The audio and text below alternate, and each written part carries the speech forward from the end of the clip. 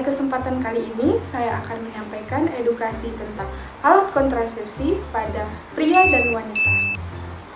Nah, edukasi ini penting agar kita dapat memahami pilihan metode KB yang aman, efektif, dan sesuai dengan kondisi masing-masing. Apa sih kontrasepsi itu?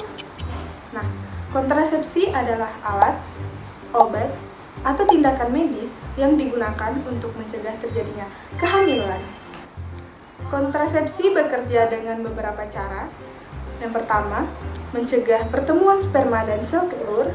Yang kedua, menghambat pelepasan sel telur. Dan yang ketiga, mengubah kondisi rahim agar kehamilan tidak terjadi. Secara umum, kontrasepsi dibagi menjadi dua, yaitu kontrasepsi permanen dan kontrasepsi non-permanen atau sementara.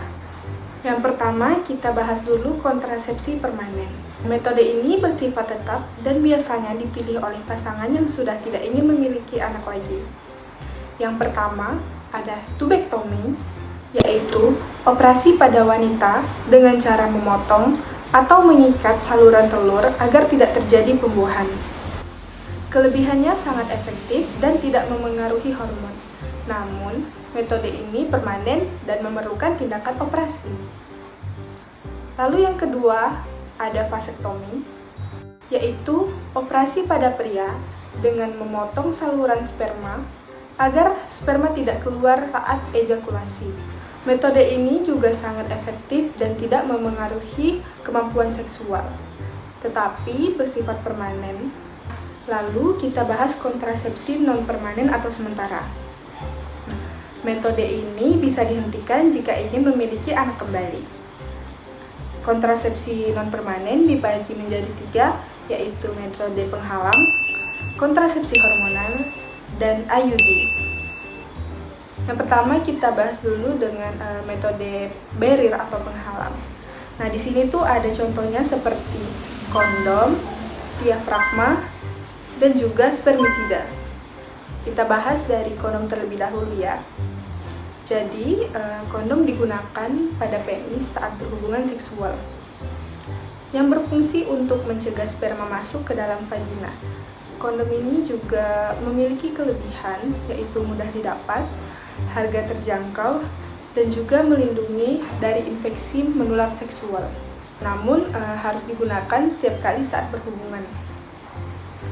Yang kedua, ada diafragma, yaitu alat berbentuk kubah yang dimasukkan ke dalam vagina untuk menutup serviks agar sperma tidak masuk ke dalam rahim.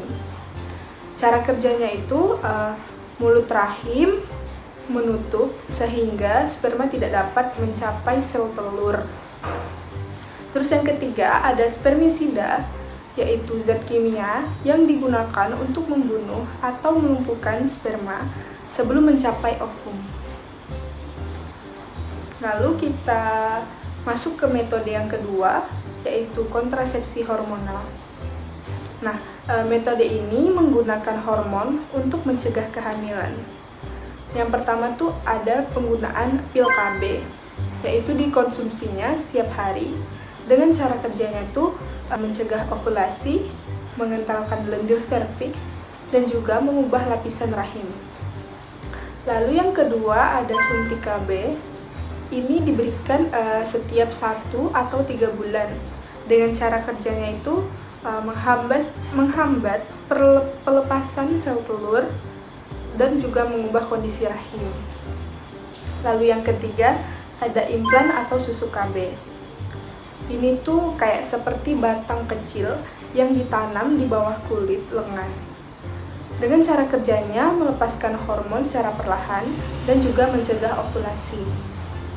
Nah, lalu kita masuk ke metode yang ketiga ya, yaitu IUD atau alat kontrasepsi dalam rahim. Nah, IUD ini adalah alat kecil yang dipasang di dalam rahim.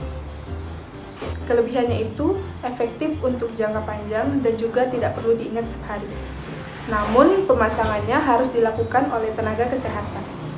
Nah, di sini saya akan memberitahu tentang efektivitas alat kontrasepsi. Nah, dari yang paling efektif itu ada tubektomi dan vasektomi. Lalu untuk yang jangka panjang tapi juga efektif tuh ada IUD dan juga implan.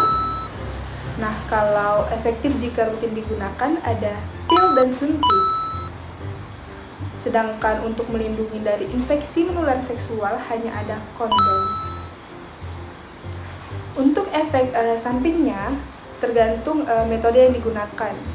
Jika hormonal, bisa merasakan mual, pusing, penurunan berat badan, dan juga gangguan menstruasi. Jika efek samping dari IUD, ada nyeri saat pemasangan, lalu ada pendarahan awal, dan juga kram perut. Nah, jika efek samping kontrasepsi permanen, akan merasakan nyeri pasca tindakan. Jika kondom, hanya merasakan alergi lateks, itu juga jarang terjadi.